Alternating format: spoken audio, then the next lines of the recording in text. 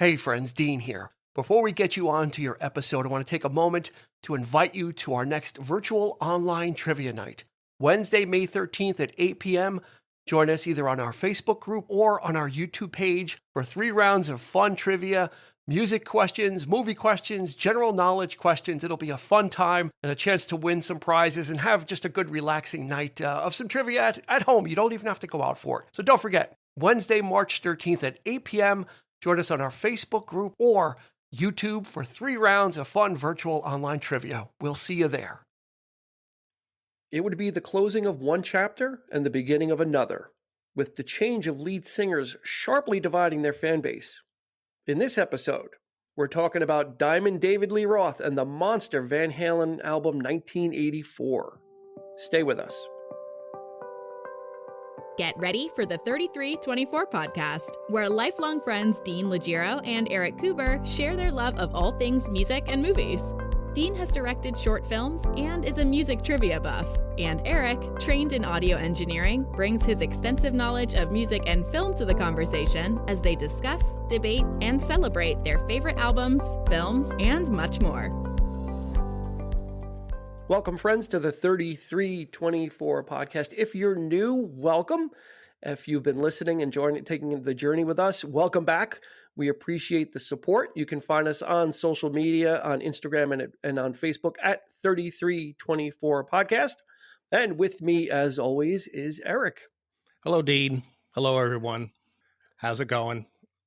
It is going. It is going. We're setting the Wayback Machine to 1984. Oddly enough, the year and the album. So, this is by Van Halen, when they were still known as Van Halen before the Van Hagar stuff started coming. But we'll definitely get to that. So, here's some of the vital stats that you'll need to set you up on the journey you're about to take with us. So, this was released in January of 1984. It was produced by Ted Templeman, who had produced all of the previous Van Halen albums up to this point, but this would be his last one for a couple. Reached number 2 on the charts behind Thriller, which oddly enough, Eddie Van Halen played on. He played on Beat It. It went diamond in 1999, sold 10 million copies. So there's a diamond for Diamond Dave. He earned it. There was I'll say. four singles released. My favorite stat is coming up, if you've been here. So Jump went to number 1, and it was actually Van Halen's only number 1 single. Then I'll Wait and Panama both hit number 13. My favorite stat, when two singles not number 1 hit the same number randomly. And then Hot for Teacher hit number 56. Van Halen was inducted into the Rock and Roll Hall of Fame in 2007. And that was a mess. These guys, this is just a story of like success and just disaster and bedlam, unfortunately. Yeah. But in 1984, the fact that Thriller was still just dominating everything led me to discover a really interesting statistic about 1984. I'm going to throw a pop quiz question your way. Okay. How many different albums hit number 1 in 1984? So how many different albums, different art? It could be the same artist, doesn't make a difference. But how many different number 1 albums were there in 1984? I would say not many. You would be correct, but this is insane. There were only 5 number 1 albums in 1984. That's amazing. There was only 5 albums that hit number 1 because they stayed for so long. Starting off and that's why Van Halen just could not even crack it. They were up against Thriller, which from the beginning of the year, it was already in 83 and it was overlapping into 84. Yeah. And it stayed at number 1 until April 14th of 84. Then the soundtrack to Footloose, Peter Quill's favorite movie, was for another 3 months at number 1. Really? Did not Yep. know that. That's Somehow, surprising. Wow. somehow Huey Lewis and the News was able to get sports in for 1 week. That's right. So that's right. the that's the third album of the year. Then Bruce Springsteen stays at number 1 for about a month with Born in the USA. Yep. And then on August 4th until the end of the year, Purple Rain. Okay. So this 1984 was literally defined by 5 albums. Why am I thinking Purple Rain came out in 85? Wow. It went through the end of the year, so it definitely bled into 85. Okay. You absolutely bled into it because it closed out 84.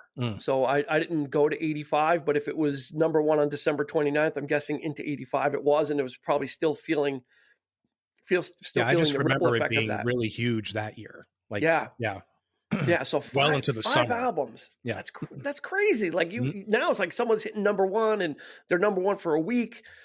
5 artists, and oddly enough, 2 of them were soundtracks, like Footloose and Purple Rain. So that's kind of really just a bizarre statistic. That's the world that Van Halen was living in at the time when 1984 came out. And this was the follow-up to Diver Down, which came out in 1982, which was a decent success in its own right. Yeah, it wasn't much of an album, though. It was more a collection of like covers and just leftovers. I think there was only like maybe 2 or 3 songs that they actually wrote. Yeah, I mean, there was five covers on there, and the rest of them were a filler.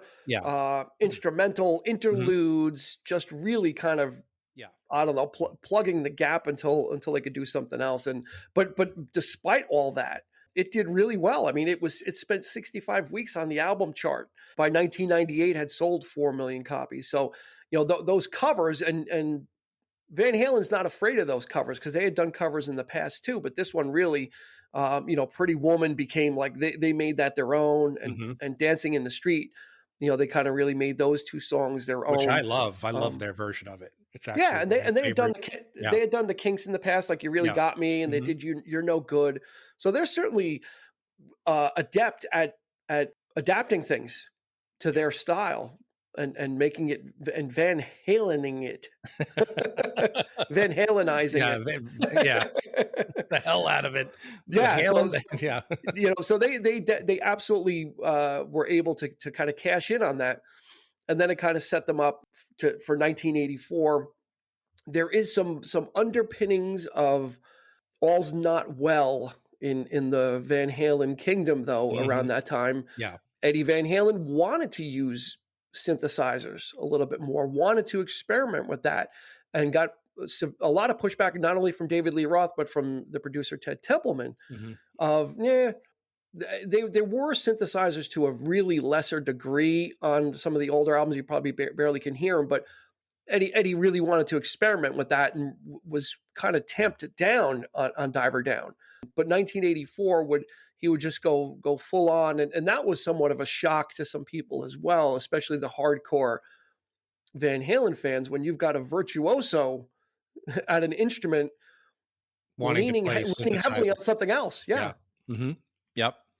That was a dark time, I think, for Eddie Van Halen. I think, ironically, he had just gotten married to Valerie Bertinelli at that point, but I think he was getting a lot of flack from David Lee Roth about that. I guess, because he was just wanting to live that full-on rock and roll lifestyle. We're bachelors, we're doing this, we're doing, and the whole like synthesizer thing, keyboards, and there were some employed on Fair Warning. I mean, the last couple of tracks on that record, there was some synths on that. There was, I think, on the second album as well, but not to the degree. I mean, and it's weird for me because I thought for sure when I first heard 1984, I don't want to get too much into it because I know we'll get there eventually, but I thought for sure the entire album would be a synth heavy album, and not just on just a couple of songs where the synth is like the lead instrument.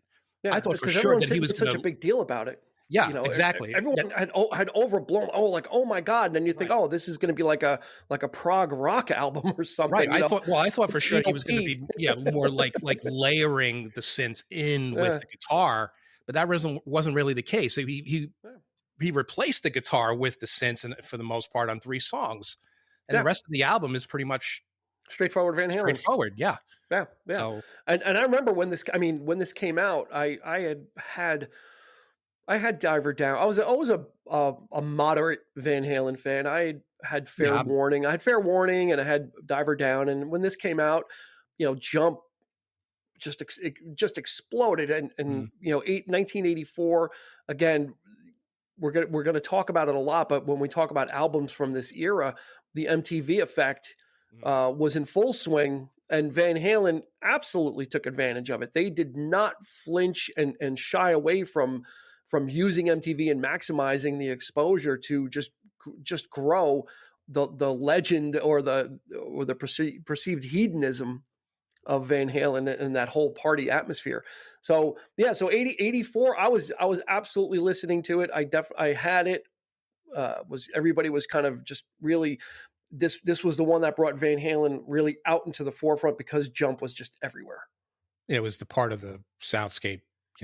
We graduated high school that year. We did. It was all over the place. I mean, on the radio, MTV. I mean, it was literally a staple, one of the staple albums at the time. So you might have graduated high school. I'm not admitting to that. So let's give that's our history. Let's give a little bit of Van Halen's history. Right. They were formed in 1974, but they didn't really start recording. Their first album wasn't until 78. So they're definitely knocking around and definitely a creature of the 70s.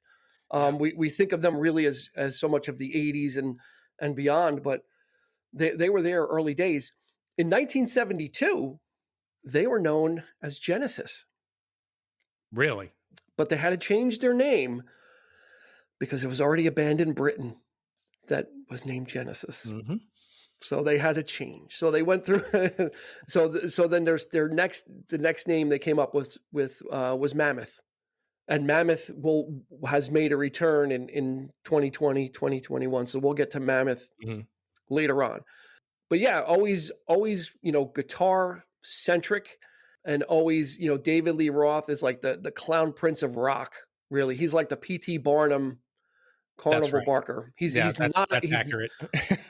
He's easily one of the greatest.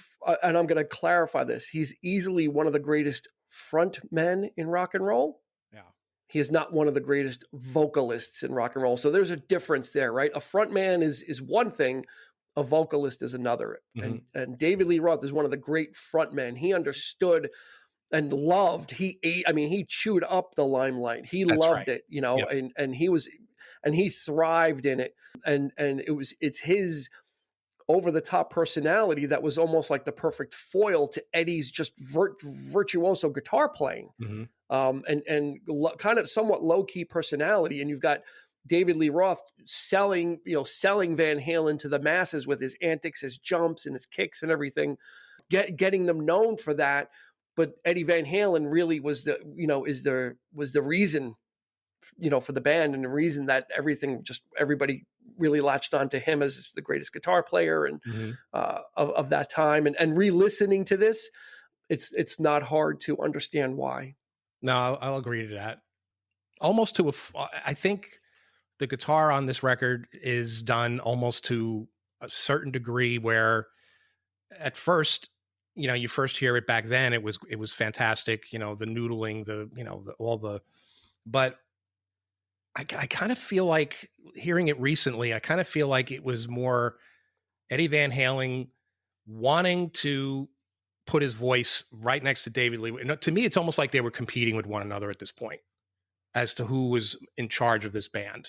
That's what the album kind of feels like to me now when I listen to it. Because, some of those guitar chops in there they're there, but then he's like overdubbing like more, and he's putting more on this thing. And it's like sometimes not really necessary. It's almost to the point where it's almost you're doing a little too much here, and you're trying to say something with this, like So that's the kind of feeling I get when I listen to it now compared to the older stuff where he was doing a lot of interesting stuff, but it was kind of layered in. It was more, blending in with the song and just sort of like the whole mix was, but here it's like these things really stand out as almost like a voice, so you got him and David Lee Roth, like even David Lee Roth's vocals were like amped up on this album as well. So you got that back and forth, that give and take thing going on this record, almost to they're almost dueling in a sense to me. I don't know. I mean, do you agree with that, or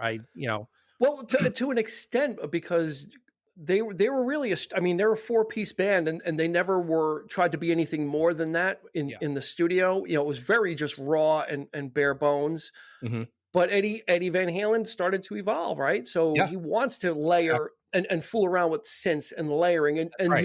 you would see that come to its fruition in 5150, and that was where probably where the divide started, is that Eddie wanted to do these other things and expand the sound, as it were, and David Lee Roth and Ted Templeman were really pushing against that and saying, no, just like play that down, we don't go there. Eddie Van Halen turned out to be right with 5150. So you can't really fault him for wanting to do more. And it must be, it must be a cross to bear, is that you're a virtuoso guitar player, and that's great.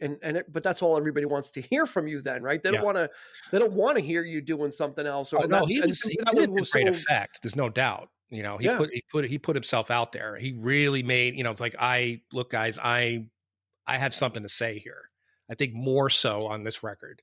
So he opened that door of, like, when you say 5150, that sound, developing that sound at the crossover there. But, this was the entryway into that. And Absolutely. I feel like, the entire band, it was more sort of like involved with the older stuff. So, Eddie was fantastic then, but it was just more, like I said before, it's like more layered in, it didn't stand out as much. He was doing you can only take that so far. I mean, he's got a particular style. Yeah. Album after album, if you're just going to go that road, it's going to wear thin. So there was a change that was needed, whether the rest of the band felt it or not.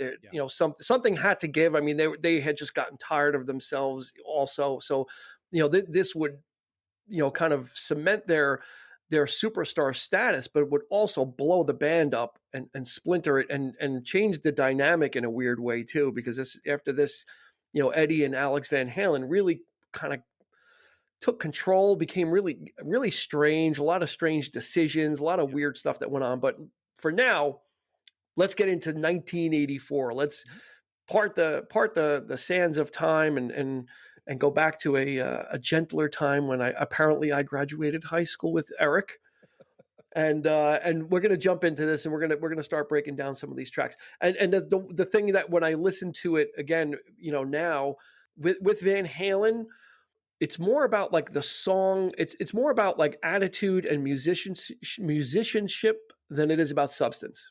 Van Halen had a certain formula, and they stuck to it. You didn't hear crooning ballads. You didn't hear deep thoughts. It was just kind of like, where have all the good times gone, and partying and for the most part, that kind of stuff. So those lyrics and those songs were mainly used just as a vehicle to deliver the Van Halen sound, and to deliver what Eddie was going to be doing. And that's not to demean or diminish what David Lee Roth was doing, because he's got a certain role to fill in here too. And he does fill it. He's got that Carnival Barker style of vocals and singing that kind of brings you in, like you're in on the party and you're invited, and it's just going to be a blast. And then you've got Eddie like lurking in the background, just waiting to like unleash.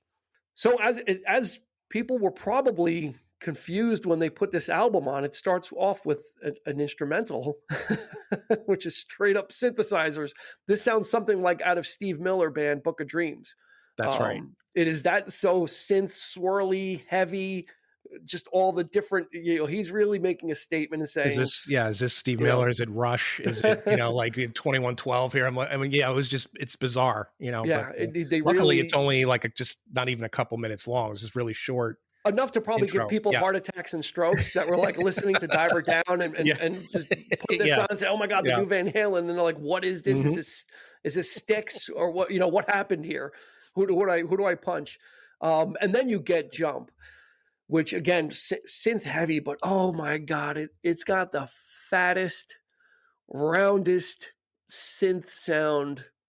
It's like a big pill. It's like a big pillow. It works. There's an energy to it that just, once the drums kick in and there's a renewed, if they were having problems, you really didn't know it. Yeah, this has a bounce to it.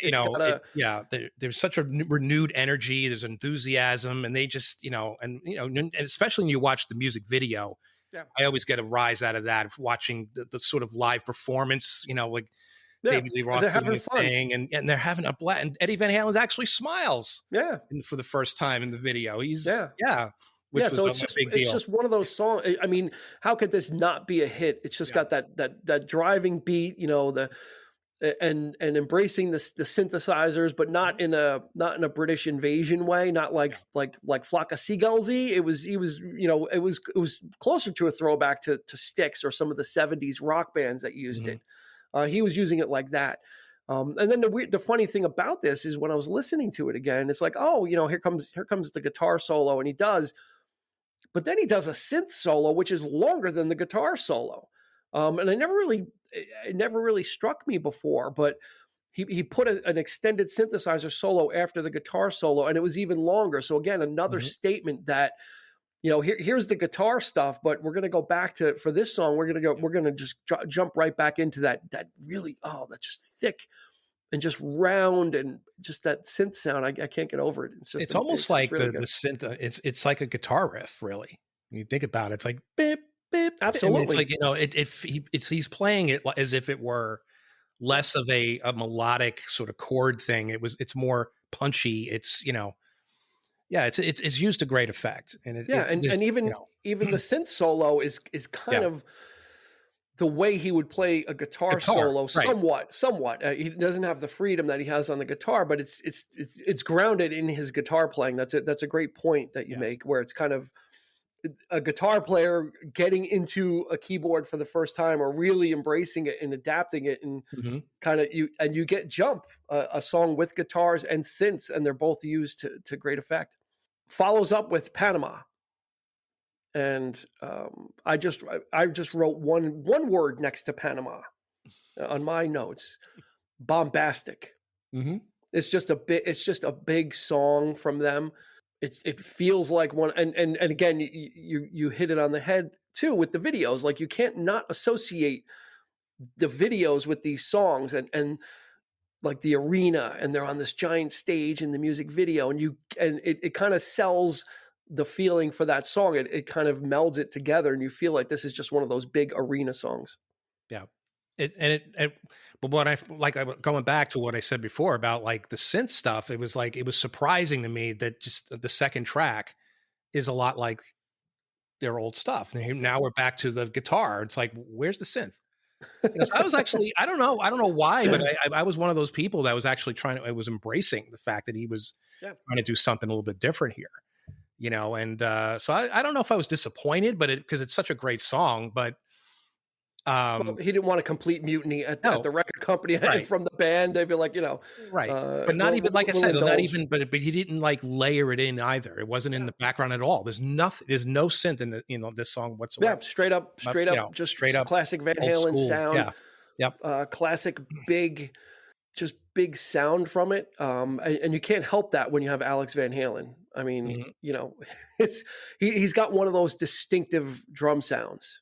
Yeah. Like that is very much Alex Van Halen. I don't know. It's that snare. It doesn't have like it's kind of has like that. It doesn't have like the wire. It doesn't sound like it's got the wires underneath. It's more of like a drum. His snare, but his drums they have a very dry sound to me. There's a sort of snap to them. There's like a thudding snap, but then he works wonders on the bass drums though. I mean, he's a master of that, Yeah, he was known for the double bass. He's just blowing people away. Which of course would come later we'll get to that with one of the other tracks. What we're talking about, but so yeah, I mean, Panama was just another one of those like kind of party songs. It's not really about anything. It's kind of about a car. It's kind of about women, and it's vehicles for corny joke. It's vehicles for them to deliver the Van Halen sound is just really what it boils down to. And then the same thing with Top Jimmy. Top Jimmy reminded me a little bit. There's 3 songs in this album that remind me of 3 different artists. Top Jimmy kind of reminds me a little bit in the beginning, and Hot for Teacher a little bit, maybe has like a ZZ Top-ish, or maybe it's Hot for Teacher is more like a ZZ Top-ish riff in the beginning, just with that, guitar. Maybe not so much Top Jimmy. ZZ Top. I don't know about ZZ Top. Maybe Hot for Teacher. The beginning part. Yeah. Just with that, like that solo guitar. It kind of sounds like LaGrange reminded me of. Yeah. Yeah. See, now you're with me. I knew I'd there you go. So then Drop Dead Legs. Okay. My favorite. It's my favorite track. That sounds to me like a Back in Black rewrite. Exactly. Yeah. I think somebody made that point. I think What do you mean? I just did. I think I just read that. No, seriously. I think I read that recently. Really? No, I was listening to it and track by track. I think it was Ultimate Classic Rock. Oh, right. See, we're on the same page. I didn't read that. I just listened. They said as much as it's almost like an AC/DC has that Back in Black vibe. The riff is very much Back in Black. So go back if you haven't listened to this album in a long time, you may hear.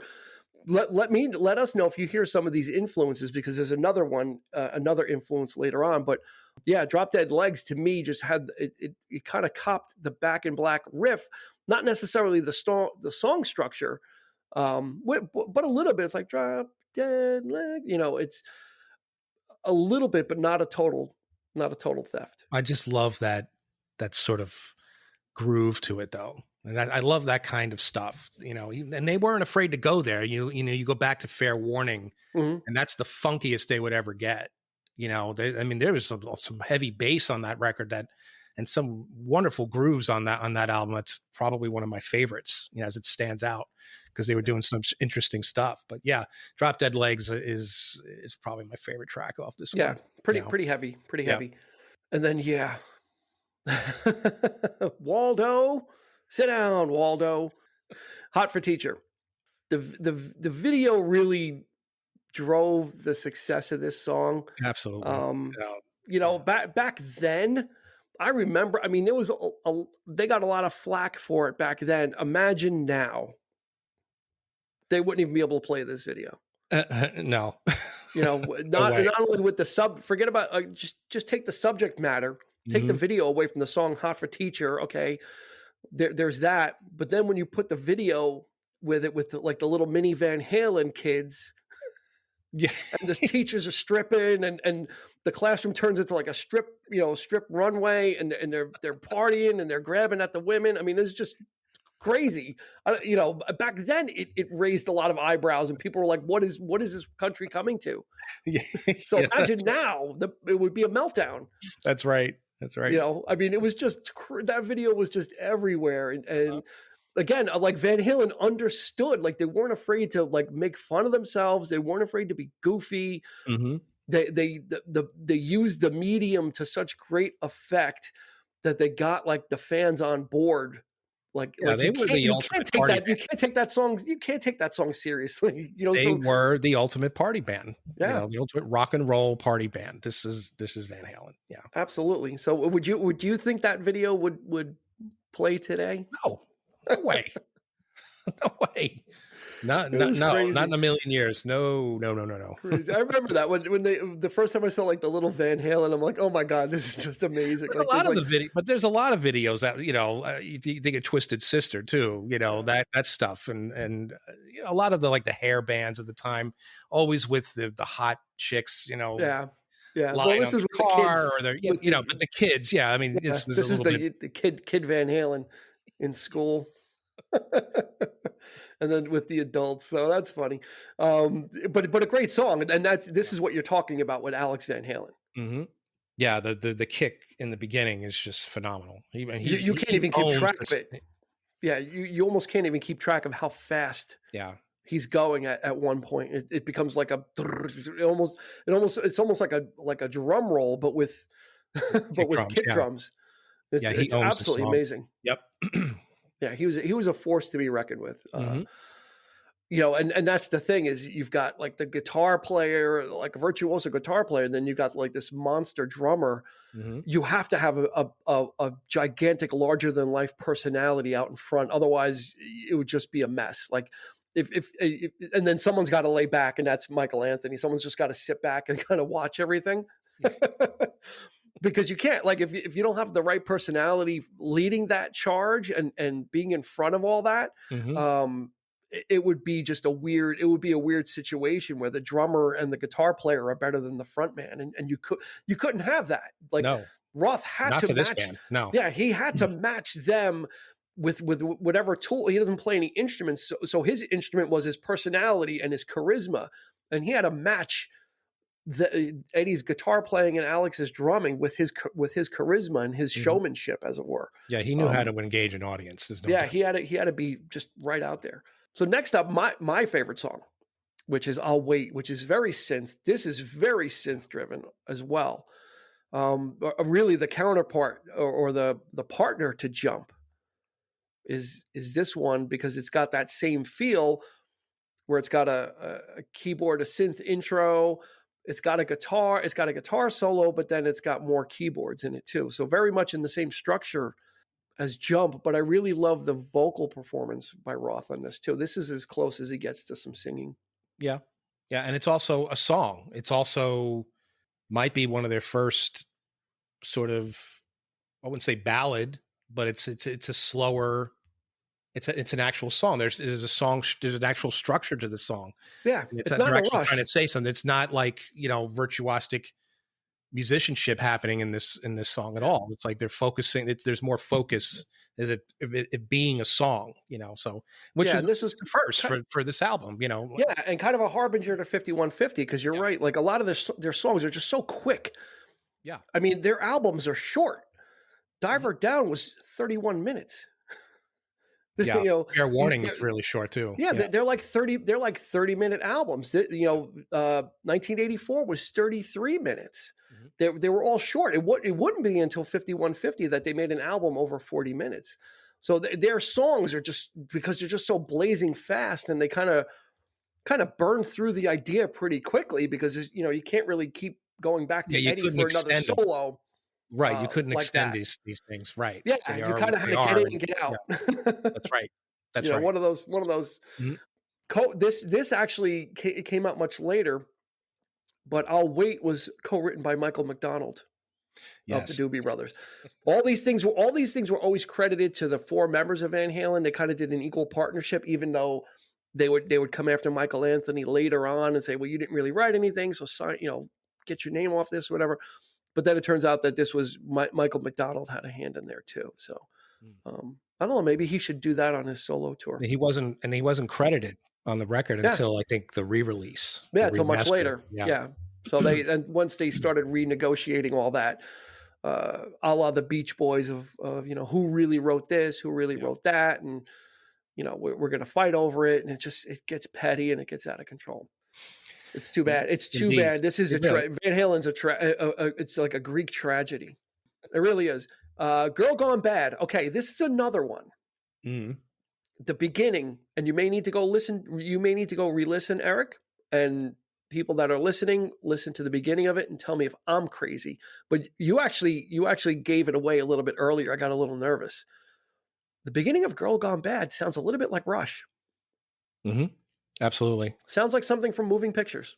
It's got that ding, ding, ding. Yeah. It's like Red Barchetta. It's I'm listening to it and I'm like, got that what? Riff, Yep. Like just the structure of it too, with his riffs and the beginning of it. I was like, wow. I was like, you don't pay it. If you're not paying attention, it can get by you. Because you almost take Van Halen for granted. You know what you're going to get, or you know what to expect, Yeah. And you're kind of listening for what you eventually know that you'll hear is these blazing, just, up and down the neck riffs. Well, you made the point that David Lee Roth, without him, they would be like a Rush type band without him. Like without that presence out front, they would be these three virtuosic musicians, much like, probably not quite like Rush, but they would, that's what they would be doing. They would be a little bit more, maybe a little bit more cerebral in that sense, or at least in their minds, and but without that goofiness that Roth brings to the band. But this he levels it out. He levels it out is what he does. Is he levels out all that playing and kind of grounds it in back into rock and roll. So which is what he does. That parallel to Rush with this song, with that opening. Ooh. Yeah. So it's interesting. Definitely. Yeah. So when I was listening to this, I'm like, wow, I heard so many different influences, and usually as you get older, you kind of just listen to stuff and it kind of like, whatever. But I'm listening to it and I'm just like, I'm hearing Back in Black, and I'm just hearing all these different other nuggets that maybe I wasn't aware of as much, obviously, like when I first heard this. So I really didn't have much to compare it to. But then over time, and then you listen to a bunch of other things, and it's like, oh, wow, that sounds a lot like Rush. And you can't help but think that there were some of those influences, perhaps. Well, I think, moving on to like 50, I think the overall sound of the band changed to a more commercial sort of sound. And there were a lot of, a couple of bands that just were very, very similar to that style. You think of like Whitesnake and bands like that. Maybe some of the hair, but not, I'm thinking more like not Poison, maybe Rat, maybe. Yeah. They were still a few years away though. So Riot. They were down the road, but by the time Sammy Hagar joined the band, they would kind of blend in with that sound, which was the 80s. I mean, everybody was kind of adapting to that sound anyway. So yeah, and then the album closes out with House of Pain, which is kind of weak. When I was listening to it, I'm like, if they had swapped the last two songs and kind of done House of Pain and then closed with Girl Gone Bad, I'm like, that might have been, to me, it might have been a little bit of a stronger finish. But it doesn't, these songs, this is not like The Stranger. You could probably mix these songs up and it probably wouldn't make much difference because there's not a kind of a flow, and it doesn't seem like they're ever trying to really make a statement with the track listing and how they're arranged. So for me, I could have, like, you could have just taken House of Pain and not had that close out and had Girl Gone Bad do it. Yeah. And considering the subject matter of House of Pain too, would think about it. Yeah. So, so it is kind of a little bit weak. Yeah, not their best, or even I'll Wait would have been like a really strong, just like finish, like close out the album with something. They kind of petered out a little bit. Those songs are great. I mean, Girl Gone Bad and House of Pain, but as far as closing out the album, it's just kind of like, oh, okay, here, we're just going to kind of close up shop, and that's exactly what happened with Van Halen. Is they literally closed up shop with this album. It was just a splintering of personalities and I guess just animosity boiling over and all this stuff coming. But like you said, you would never hear it on this album. It doesn't sound like a group breaking up, because this album launched them into the stratosphere, as it were. Number two, this was like the breakthrough that Van Halen was working towards. They were always there, and they had some of those minor hits, Dance the Night Away and You're No Good and stuff like that. And a lot of that album oriented rock stuff. Yeah.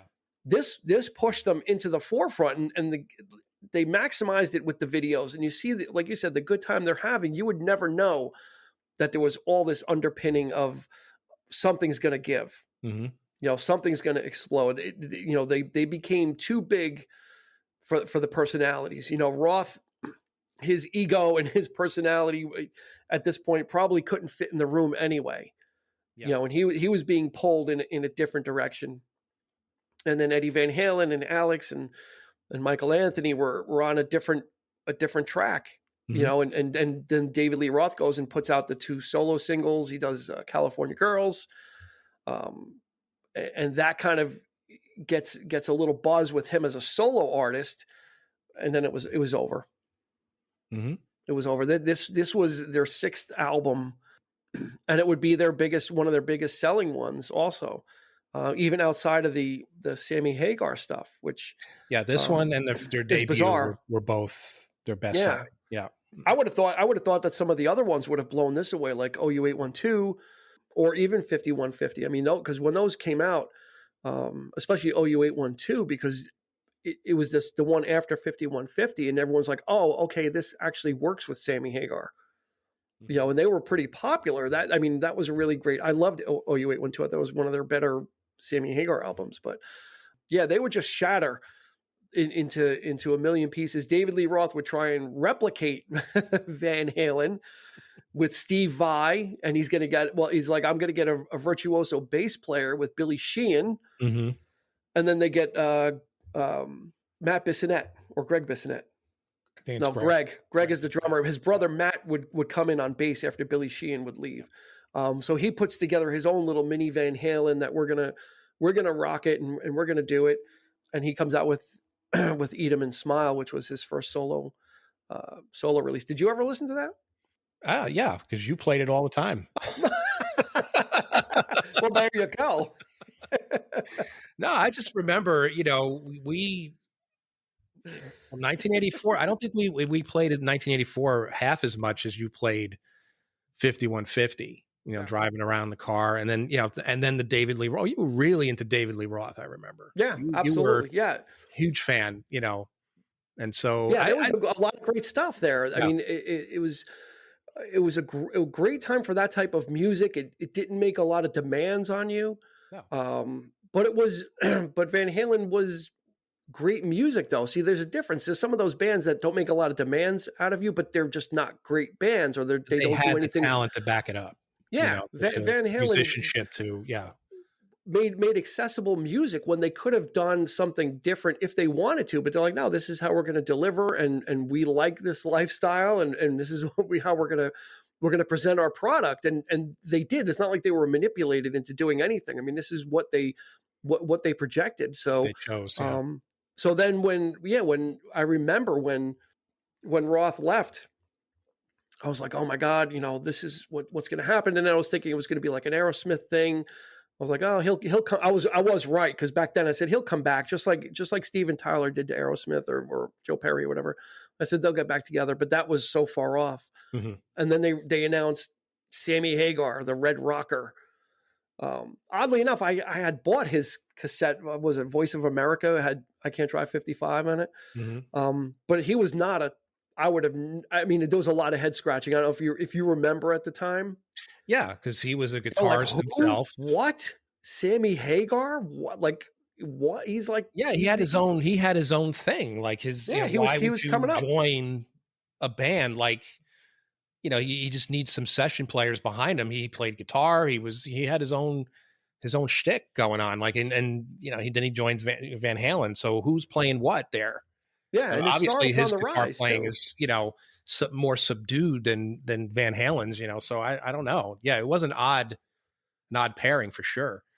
Yeah, very very strange. And Ted Templeman would go with Roth to produce Eat 'Em and Smile. So that would be the end of Ted Templeman for a couple of albums with Van Halen, and Van Halen would grab Mick Jones from Foreigner to help produce 5150.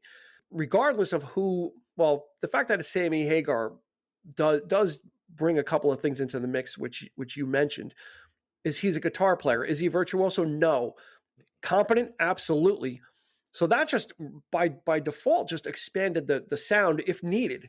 Mm-hmm. Where Sammy Hagar can play guitar and like in concert when they're live and help support the sound as well, which they didn't have that option before because David Lee Roth didn't really play anything. Because now you have the option of Eddie doing much more soloing, much more lead, and then having that rhythm behind it. He could jump on the keyboards and much fuller. Yeah, absolutely. Yeah, and Sammy Hagar could be playing the rhythm stuff while when they're doing these songs. So it did totally bring a different dynamic. I remember when 5150 came out and I bought it and I turned it on and the first song is Good Enough. And Sammy Hagar was just ripping. His vocal was just ripping. I'm like, okay, I was digging it, and a lot of people weren't. There was a divide between the David Lee Roth, purists and the Van Halen purists, which is nothing wrong with, and Sammy Hagar, and it's like, what is this guy doing in this album? But God, you know what? It paid off. Yeah, but that's the thing. He had more talent in the musical. He had a much better voice, and I guess, but people didn't want that. They wanted Diamond Dave. They wanted that goofball out front. Like you said before, he didn't have much of a voice. Yeah. Sammy Hagar delivered on the vocals. He delivered the rhythm guitar, and I think they got taken a little bit more seriously. I think exactly. I think that's. And the music got a little more serious because they, Sammy Hagar is a different type of lyricist. I think it's weird because I think of the movie School of Rock. The scenario with Jack Black where he's the goofball in the band and whatever, and they decide to go a different, and they kick him out of the band, and they doing this more song structured. It's almost like the same kind of thing because they're taking it too seriously, and he wants to be the goofball. So I always think of that and that parallel there. That just I wonder if that's what they were actually thinking about when they conceived that movie. Like when they wrote it, like what are they thinking of Van Halen or bands like in that situation? So could be, or could just be Jack Black too. I mean, he's Jack Black. It brings a certain type sure, but it's just you're getting Jack Black when you get him in a movie. That's like getting Jack Nicholson. You get Jack Black when he's in a movie. You're getting like the Jack Black character. Yeah, too. It's like kind of he brings that weirdness to it. But yeah, it's just one of those things with, and we talk about it a lot, where those weird decisions that get made that end up changing the course of like music history. Mm-hmm. Just some strange things. And what this one was the Lamborghini. Was Eddie Van Halen's Lamborghini was fixed by the same guy that worked on Sammy Hagar's. And this guy put them in touch, said, hey, maybe, why don't you meet up with Sammy? It's just one of those weird happenstances. Yeah. And they consider him because they were talking about, it came out recently that Patti Smythe, the singer from Scandal, Goodbye to You, she said she was approached before this by Eddie Van Halen to join Van Halen. And she said she didn't want to. She said, I'm not going to do it. So she was actually before the whole Sammy Hagar thing, Patti Smythe was like at the top of the list. And back then she was pretty hot commodity because, she had that song, The Warrior, and Scandal was a pretty hot, and she has a really hot smoking voice. I mean, she could probably handle it, but she declined. Mm. And then they go with Sammy Hagar and they go rocketing into the stars. I mean, Van Halen would get their number one album with 5150. They would hit number one with it. So it was certainly, as much as some people derided it, there was another faction that was also ready to embrace the new sound, and they really didn't look back. They really just kind of went forward with Sammy, and they got some great stuff out of that. That song Right Now, that used to be on MTV, that was all over the place, that song, that video, and Finish What You Started, and as someone who wasn't a giant Sammy Hagar fan, I appreciated what he brought. He brought like a stabilizing force to Van Halen and made it more of a rock band than a rock show. Yeah, I agree with that. And he didn't, musicality wise, it changed the dynamic where David Lee Roth David Lee Roth was trying to just kind of keep his kind of character out there just because to not be overshadowed. Mm. But then you got like a pro like Sammy Hagar who's not bringing that kind of baggage with him. Where he's not trying to outdo anybody or get the spotlight on him. He understands what his function is, and he executed it really well. I really have no complaints about the Van Hagar era. No, I don't either. I mean, like you say, but I mean, I prefer when I think of Van Halen. Look, I like the first. It's rough. I like the first 4 albums. Okay, I kind of grew up on like that first album. My brother had it. I think he had pretty much all of them. So he thinks that I know nothing about Van Halen, but he's wrong. Because when he wasn't home, I was listening to this stuff. I was immersing myself in it. So I knew, what they were doing. And, so yeah, it was a departure. It was definitely, but you have to consider everyone was doing it though. Everyone was adapting to the time. Yeah. You know, the Trying something MTV different. era, trying something new, playing with all the new toys of the period. And most, you know, in this case, synthesizers. And, you know, does this album hold up for me? 84? I think in a more nostalgic way it does. You know, maybe it's because it was overplayed too. So it kind of, it's not as strong for me now, but yeah, I mean, it was a staple back then. And I just had I just remember having a lot of great times with great friends with this music being played in the background. Yep. So if you're going to take anything from it, it's that. And I'm okay with that, you know, at least. I mean, that's going to be my thing for it. And it's, you know, you know. And the thing is, it doesn't sound dated per se, because it wasn't it didn't have that slick gloss that we talk about on the 80s, on, you know, those 80s produced, you know, artists. It didn't have that sheen and that shine on it that it did. Right. And also Van Halen was still true to Van Halen. It wasn't like Van Halen was going to jump in on the electronic style like Erasure or, like I said, or like Flock of Seagulls or any of that. You know, they were using synths, but not in that way, not like Eurythmics with like drum machines and stuff like that. Yeah. So it sounds like it doesn't sound like it's from the 80s per se. It sounds like it's Van Halen. Mm-hmm. You know what I mean? Like you could fit this in almost minus Jump and I'll Wait. You could slide most of these into almost any other album. You could probably mix up Diver Down and these two albums together, and that's right. Probably not have too much where people would be able to pick out like what it was from. You know, there it's not a great leap, but there's nothing wrong with that.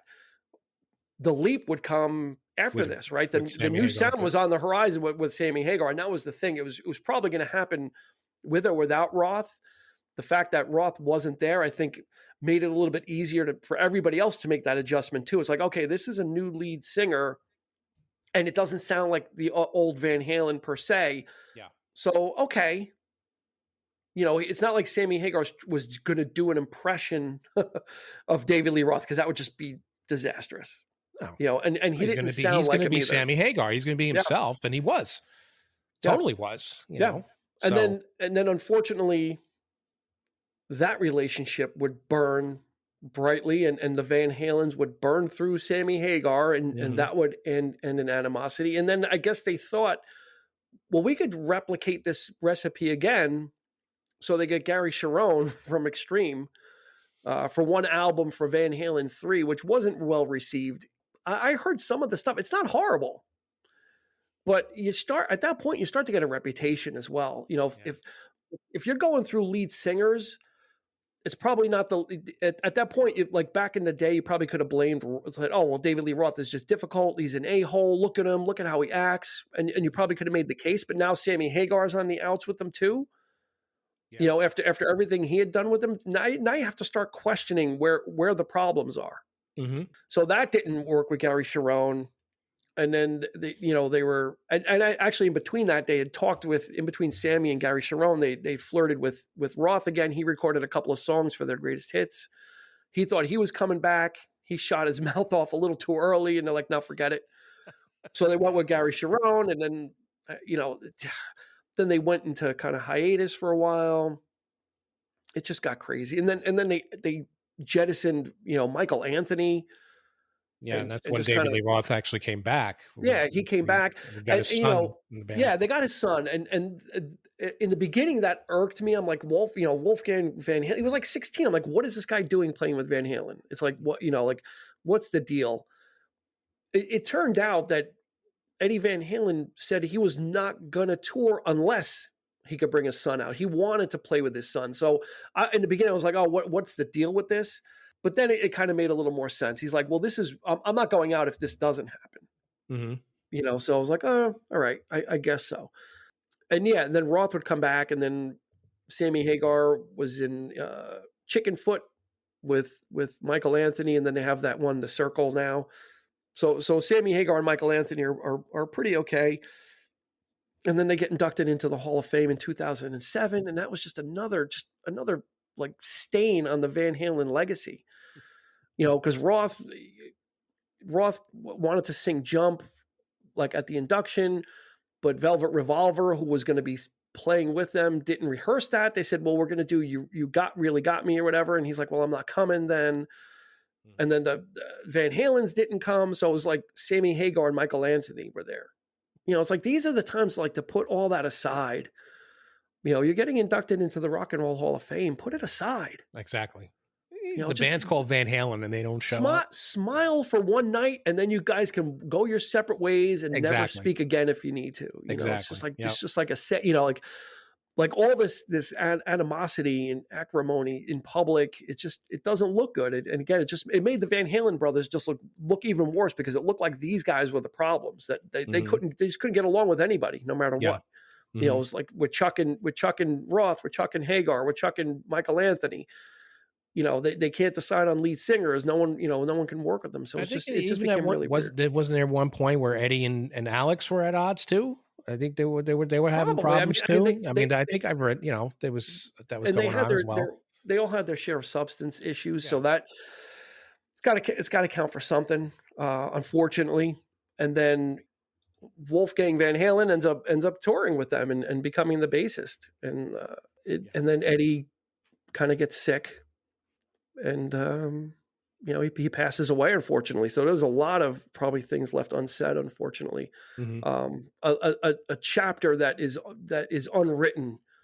Van Halen had been touring again with Roth, and they were kind of out there, but I don't know. It just still didn't seem like it was finished the right way.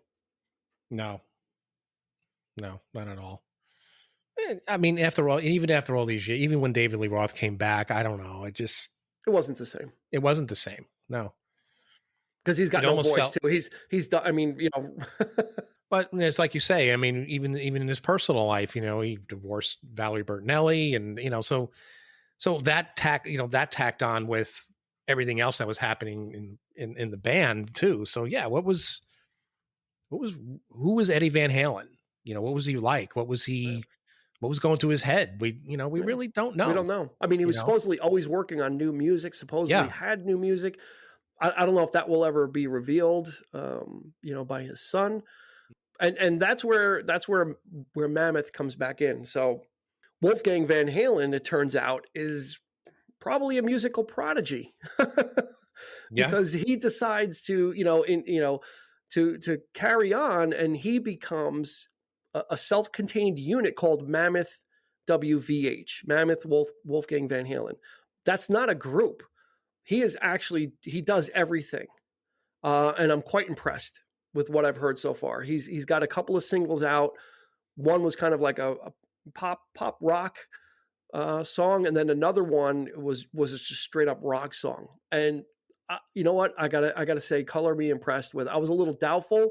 Mm-hmm. But once I hear, I always love, I love artists that do everything. So that kind of like got me right there. It's like he like Mammoth WVH is the name of the band, or that's the name of whatever it is, but he is everything. He does it all, which is neat. I love that kind of stuff. I have to check it out. I haven't heard it, but yeah, he's absolutely. And then he does we're going to go a little inside baseball, but his latest music video it's all Wolfgang Van Halen's.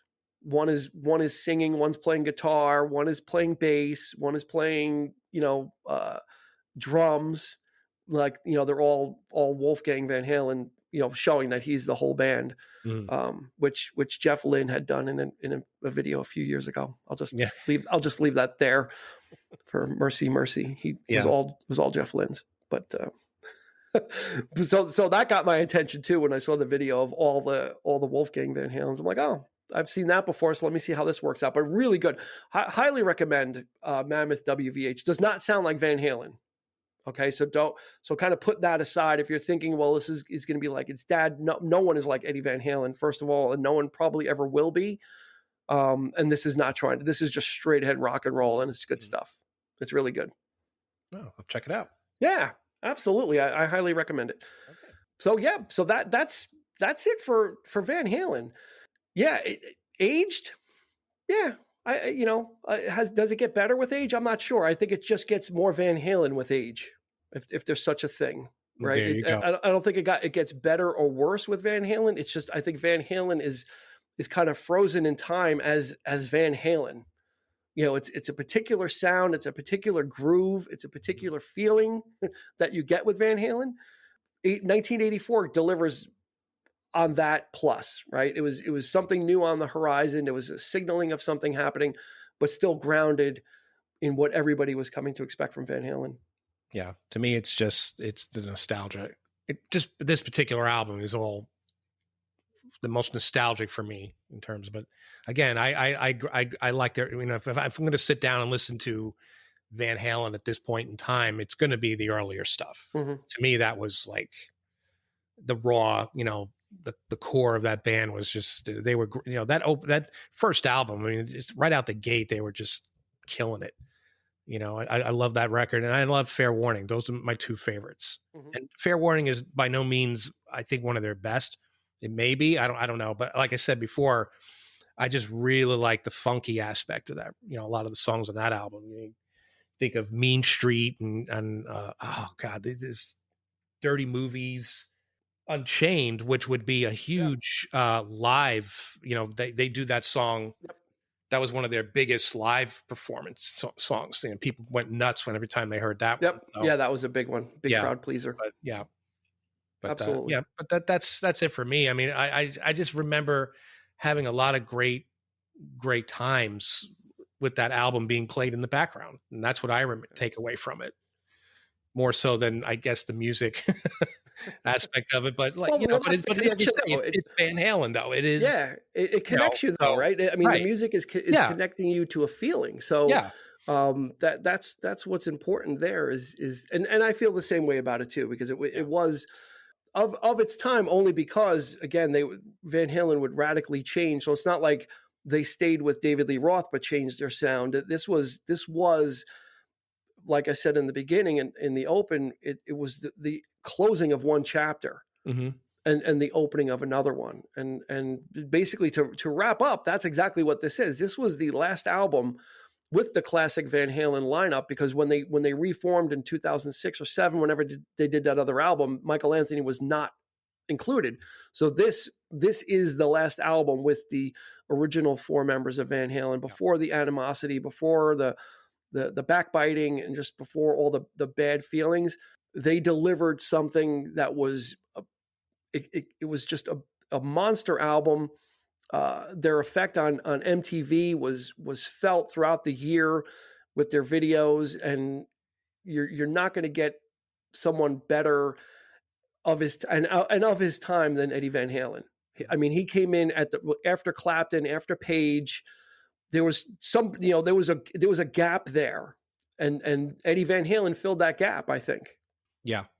You know, he's unique.